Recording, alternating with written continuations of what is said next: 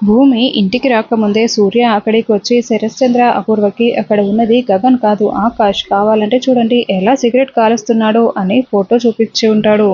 అప్పుడే భూమి ఇంటికి వస్తుంది. హైదరాబాద్ వచ్చి ఆ శారద ఇంట్లో గగన్లా ఉంటున్నది ఎవరు? నిజం చెప్తావా లేదా భూమి? నిజం చెప్పు అని శరశ్చంద్ర గట్టిగా అరుస్తూ భూమిని నిలదీస్తూ ఉంటాడు. అక్కడ ఉన్నది గగన, ఆకాశ, నిజం చెప్తావా లేదా అని శరశ్చంద్ర అరుస్తూ ఉంటే, అయినా అక్కడ ఉన్నది గగనే అన్న గ్యారెంటీ ఏముంది? ఆకాష్ అని మనకు డౌట్ అయితే వచ్చింది కదా!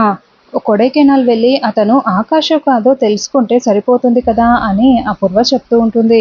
ఇప్పుడే కొడైకెనాల్ వెళ్దాము, నువ్వు కూడా మాతో పాటు వస్తున్నావు, అక్కడ ఉన్నది ఆకాశ గగన అన్నది ఈ రోజే తేల్చేద్దాము అని శరశ్చంద్ర చెప్తూ ఉంటాడు. దాంతో భూమి కంగారు పడుతూ ఉంటుంది.